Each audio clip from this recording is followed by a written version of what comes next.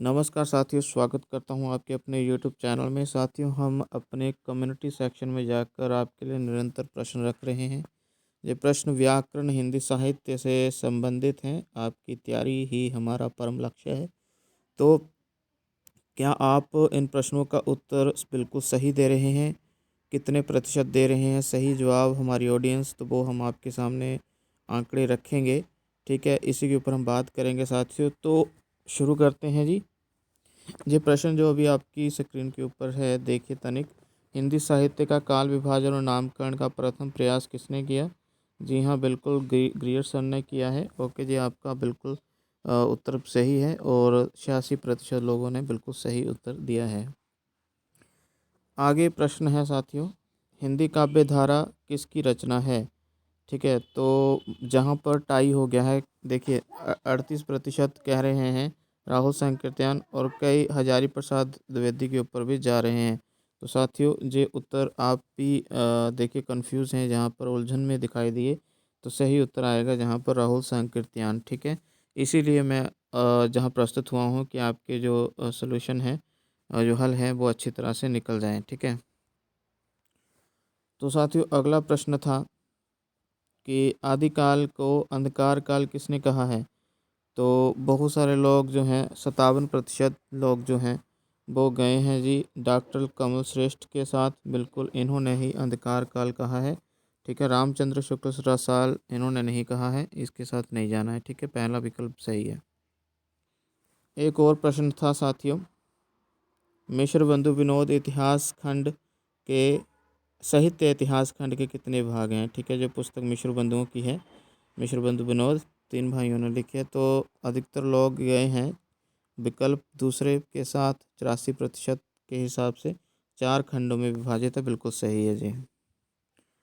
अगला प्रश्न था साथियों, प्रेम के पीर की व्यंजना भी इन्होंने बड़ी मर्म स्पर्शनी युक्ति से कही है। किसका मत है ये? तो रामचंद्र शुक्ल का है। 79% लोगों ने कहा है, 79% लोग जो हैं इससे सहमत है, तो बिल्कुल सही है जी।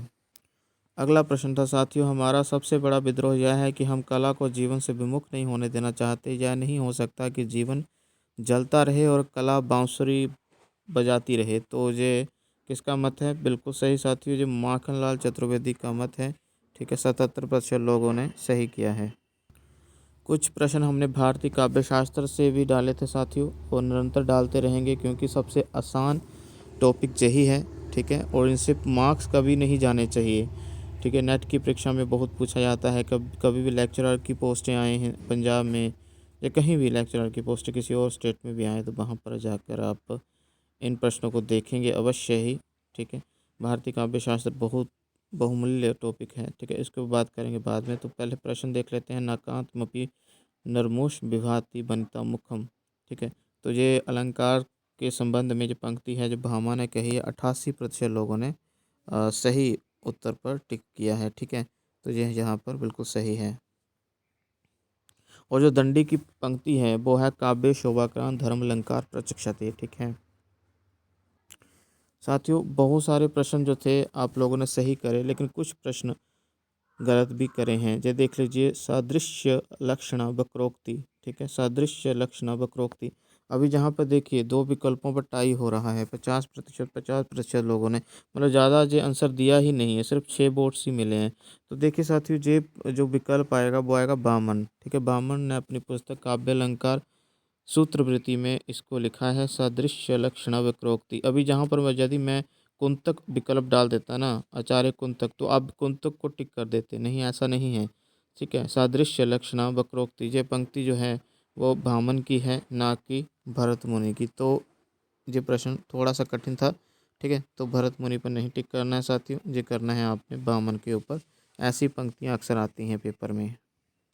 भारतीय काव्य शास्त्र पर एक और प्रश्न डाला था साथियों, कार्यत्री भावयत्री, माफ करिए द्वारा से पढ़ते हैं, कार्यत्री भावयत्रिया वित्ति में प्रतिभा विदे किसकी पंक्ति है? तो राजशेखर की पंक्ति है साथियों, जिन्होंने उत्तर सही दिया है। भाई आप सही जा रहे हो। ठीक है, तैयारी करते रहो इसी तरह से। अगला प्रश्न जो है साथियों, क्या है? भावक्त्व साधारणीक्रम। ठीक है, भावक्त्व साधारणीकरणम। अभी देखिए, ये प्रश्न का उत्तर बहुतों ने गलत दिया है। 61 वोटें आई हैं इस पर 61, लेकिन और 61 लोगों ने 61% लोगों ने ही इसका जवाब गलत दे दिया। देख लीजिए, तो ये मत जो है साथियों, अभी साधारणीकरण के प्रस्तोता कौन है? सबसे पहले वो भरत मुनि नहीं है साथियों, भट्टनायक ने बात की है। हालांकि भरत मुनि ने जो बात की वो सामान्यीकरण के ऊपर की है, ना कि साधारणीकरण। है दोनों ही चीज़ें एक, लेकिन यहाँ पर सामान्यीकरण होता तो समझ लेते कि भरत मुनि ने कहा है। ठीक है, तो भरत मुनि का नहीं, जो भट्टनायक का उत्तर आना था साथियों, आपने गलत कर दिया। ठीक है, तैयारी करते रहें, ऐसे नहीं करना है। भरत मुनि का नहीं है जी, जहाँ पर दूसरा विकल्प बिल्कुल सही आएगा। आगे प्रश्न था कि किसकी रचना है व्यक्ति विवेक, तो जिन्होंने उत्तर दिया है महिम भट्ट, बिल्कुल सही, 64% लोगों ने महिम भट्ट उत्तर दिया है। अगला प्रश्न है नाटक लक्षण रत्न कोश किसकी रचना है? विकल्प हैं भट्टनायक, सागर नंदी, महेश शुक्ल या वैद्यनाथ मिश्र। तो साथियों यह प्रश्न भी आपने गलत किया है। 72% लोग जो है भट्टनायक के साथ गए हैं, बिल्कुल गलत है साथियों, सागर नंदी की पुस्तक है जी। ठीक है, 13% लोगों ने सागर नंदी पर टिक किया। जिन्होंने किया उनको मुबारकबाद भाई। ठीक है, मुबारकबाद, उनको, बहुत अच्छे जा रहे हैं। लेकिन आप तैयारी करते रहें, सबको मुबारकबाद, क्योंकि आपने उत्तर तो दिया ना कम से कम। तो इसी प्रकार से हम आगे भी पोल लाते रहेंगे आपके लिए। ये प्रश्न आसान था और 80% लोगों ने सही उत्तर दिया है। आदिकाल का नामकरण सिद्ध सामंत काल किसने दिया या किसने किया? ठीक है, तो ये सिद्ध सामंत काल तो भैया राहुल संकृत्यान ने दिया है। ठीक है, अगले प्रश्न पर भी बहुमत जो है वो सही प्रश्न पर ही आया है। देखिए, किसने सर्वप्रथम पृथ्वीराज रासो को विवादास्पद घोषित करते हुए 1893 ईस्वी में इसके प्रकाशन पर रोक लगाई? तो डॉक्टर बुलर, बिल्कुल सही। 78% लोग जो हैं इस विकल्प पर गए हैं, मुबारक हो। अगला जो प्रश्न है, नूरजहां, विक्रमादित्य आदि महाकाव्य किसके हैं? तो बिल्कुल जो गुरुबख्श सिंह के हैं साथियों, 74% लोगों ने सही जवाब दिया।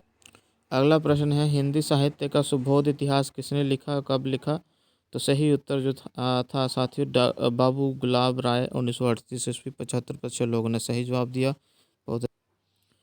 और एक प्रश्न था मिश्र बंधुओं ने हिंदी का सबसे उद्दंड कवि किसे माना है? बिल्कुल बेताल बंदीजन को माना है। आगे प्रश्न था कि मिश्र बंधुओं ने अष्टशाप का नौवा कवि किसे स्वीकार किया है? तो नागरीदास को किया है। सिर्फ 4 ही वोटें आई हैं साथियों। इस प्रश्न पर भी बच्चों में काफ़ी ज़्यादा उलझने हैं। मिश्र बंधु विनोद को हिंदी साहित्य का पंचांग किसने कहा? जी, तो बहुत ज़्यादा कन्फ्यूज़न देखने को मिल रही है। बहुत ज़्यादा लोग जो हैं गए हैं राम कुमार वर्मा के साथ 42% लोग, और नामवर सिंह के साथ भी 33 गए हैं। तो बिल्कुल साथियों जो विकल्प जो है वो आएगा दूसरा सही, नामवर सिंह आएगा। ठीक है, इन्हीं ने मिश्र बंधु विनोद को 33% लोगों ने तो भैया जी कहा। मिश्र बंधु विनोद को जो पुस्तक है साथियों, इसको हिंदी साहित्य का पंचांग क्या होता है? कैलेंडर। ठीक है ना, तो रामचंद्र शुक्ल ने भी इसको पढ़ा और फिर अपना ग्रंथ लिखा था हिंदी साहित्य का इतिहास, इसलिए इसको पंचांग भी कहा जाता है, हिंदी साहित्य का पंचांग। और नामवर सिंह ने कहा है। ठीक है, तो ना राम कुमार वर्मा पर नहीं है जाना चाहिए था। तो साथियों ये प्रश्न था कि गुरु ग्रंथ साहब में कुल कितने संत कवियों के पद हैं? बिल्कुल 17 संत कवियों के पद है। 68% लोगों ने सही जवाब दिया है।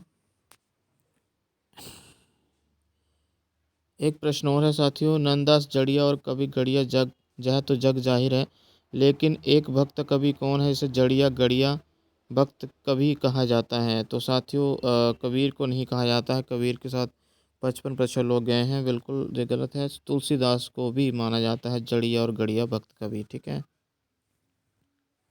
तो साथियों ये वाला प्रश्न तो है सब ने गलत कर दिया। 135 लोगों ने वोटें की इस प्रश्न पर। तो प्रश्न क्या था जी, हिंदी का प्रथम जय काव्य कौन सा है? सभी ने पृथ्वीराज रासो पर टिक किया, मतलब अधिकतर लोगों ने, सभी ने तो नहीं, अधिकतर लोगों ने, लेकिन 7% लोगों ने खुमान रासो पर भी टिक किया है।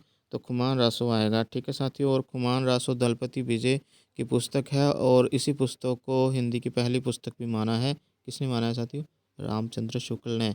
ठीक है ना, उन्होंने माना है कि ये प्रथम जय काव्य है, इसमें वीर गाथा का सबसे पहला वर्णन हुआ है। ओके, पृथ्वीराज रासो तो बाद में आया था साथियों, तो इसलिए ये प्रश्न बहुतों ने गलत किया। ठीक है, यह प्रश्न भी काफ़ी आसान था। हिंदी का भभूति भाखा की जड़ अभिमानरमेरु काव्य रत्नाकर कवि कुल तिलक और अपभ्रंश का अभ्यास आदि किसके उपनाम है? जी हाँ, पुष्यदंत के हैं। 85% लोग बिल्कुल सही गए हैं। अगला प्रश्न है, वन मिलन किसकी कविता है? साथियों, ये प्रसाद की कविता है। 56% लोगों ने ही सही किया, तो ये बिल्कुल सही है। पर वन मिलन जो है प्रसाद की कविता है, ब्रज भाषा में लिखी थी उन्होंने ये। अगला प्रश्न जो है कामयानी महाकाव्य से था, और हमको पता है कि इनके पात्र प्रतीक योजना के माध्यम से सजाए गए हैं प्रसाद जी के द्वारा। तो कामयानी में प्रतीक योजना संबंधी गलत जुगम का छांटना था। जी हाँ, मनु शरीर का, श्रद्धा हृदय का, ईड़ा बुद्धि का और मानव मन का। तो साथियों, जो सही विकल्प आएगा तो वो था जी मनु शरीर का। ठीक है, और ये गलत जुगम था। ठीक है, गलत जुगम ही छांटना था, मनु शरीर का नहीं बल्कि मन। ठीक है, मनु मन का प्रतीक था। ओके, मन जो है वह कैसे है ना, काबू में नहीं किया जाता है, कभी भी इधर चला जाता है, वायु की तरह उधर निकल जाता है, मन टिकता नहीं है एक जगह। तो मनु का चरित्र ही इस तरह का बनाया गया है उस महाकाव्य में। ओके, तो जो पहला विकल्प जो है बिल्कुल सही, जिन्होंने जवाब दिया, मुबारकबाद भाई। तो साथियों, जिस व्याकरण से भी प्रश्न लाए थे मैंने, एक एक में कौन सी संधि है? तो साथियों, इसमें वृद्धि संधि आएगा। पहला विकल्प बिल्कुल सही, 50% लोगों ने सही जवाब दिया। अगला प्रश्न था, अन्वेषण में कौन सी संधि है? बिल्कुल साथियों, इसमें यण संधि है, और 50% लोगों ने सही जवाब दिया। और साथियों, प्रश्न था, अन्वेषण शब्द का संधि विग्रह क्या है? अनु प्लस एशन आएगा, दूसरा विकल्प। 75% लोगों ने सही जवाब दिया। अगला प्रश्न था साथियों, यात्रा वृत्त, यात्रा वृत्तांत भी कह सकते हैं, यात्रा वृत्तांत भी कह सकते हैं। यात्रा वृत्तांत सुबह के रंग के रचनाकार कौन है? मोस्टली लोगों ने गलत किया, 63% लोग चले गए हैं गोविंद मिश्र के साथ। नहीं साथियों, जे सुबह के रंग जो यात्रा वृत्तांत है वो अमृत राय जो प्रेमचंद के सुपुत्र हैं उन्होंने लिखा है। ठीक है, 25% लोग ही इसके साथ गए हैं। तो साथियों, पढ़ा करिए। आगे जो प्रश्न है साथियों, आधुनिक हिंदी आलोचना के बीज शब्द के रचयिता कौन हैं? तो यह प्रश्न भी मोस्टली गलत किया है, 50% लोग चले गए राम स्वरूप चतुर्वेदी के साथ। बिल्कुल गलत है साथियों, बच्चन सिंह की पुस्तक है ये। किनकी? बच्चन सिंह की पुस्तक है, डॉक्टर बच्चन सिंह की। 25% लोगों ने जिन्होंने जवाब दिया उनको मुबारकबाद दी। अगला प्रश्न था साथियों, फौलाद का आकाश कहानी संग्रह किसका है? मोस्टली लोगों ने ये भी गलत किया, राजेंद्र जादव कर दिया है। नहीं, मोहन राकेश आएगा, मोहन राकेश का फौलाद का आकाश। अगला प्रश्न है साथियों, मैं बचपन को बुला रही थी, बोल उठी बिटिया मेरी, नंदन माफ़ करें नंदन वन सी फूल उठी यह छोटी सी कुटिया मेरी। यह कवित्री किस कवित्री की पंक्तियां हैं? तो साथियों, जो सही विकल्प आना था वो था सुभद्रा कुमारी चौहान, ना कि महादेवी वर्मा। ठीक है, महादेवी वर्मा पे बहुत सारे लोगों ने टिक्का दिया है। तो जो सही विकल्प आएगा वो आएगा सुभद्रा कुमारी चौहान। 28% लोगों ने बिल्कुल सही जवाब दिया, आपको बहुत बड़ी मुबारकबाद।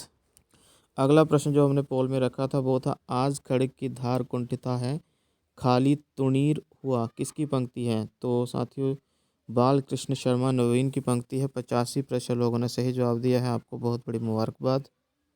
अगला प्रश्न है कि हिंदी साहित्य का सरल इतिहास किसकी पुस्तक है? तो जे 123 वोटें आई हैं, इसके ऊपर आपको बता देते हैं, विश्वनाथ प्रसाद त्रिपाठी। ये बिल्कुल सही है, 68% लोगों ने सही जवाब दिया। जिन्होंने सही जवाब दिया उनको बहुत बड़ी मुबारकबाद। अगला प्रश्न भी बहुत सारे लोगों ने गलत कर दिया है। प्रश्न था, बेदने तू भी भली बनी, पाई मैंने आज तुम्ही में अपनी चाह गनी। तो साथियों, देखिए तनिक ये प्रश्न, बेदने, जब बेदना बिरहा की बात आती है तो बहुत सारे लोग महादेवी वर्मा पर चले जाते हैं, क्योंकि बिरहा जब बिरहे की कवित्री माना जाता है ना इनको। तो ये प्रश्न बिल्कुल गलत है। ठीक है, प्रश्न गलत नहीं है, विकल्प आपने गलत चुनाव कर लिया भाई। 91 वोटें आई हैं इसके समक्ष, तो 68% लोगों ने गलत जवाब दिया भाई, ऐसे नहीं आना था। ठीक है, ये पंक्ति जो है साथियों वो मैथिली शरण गुप्त जी की है। 20% लोगों ने सही जवाब दिया है। तो साथियों, जब भी वेदना जब बिरहा आए तो ये मत समझ लीजिएगा कि महादेव वर्मा ही इसकी रचयिता है इस पंक्ति की, नहीं, ऐसा नहीं है।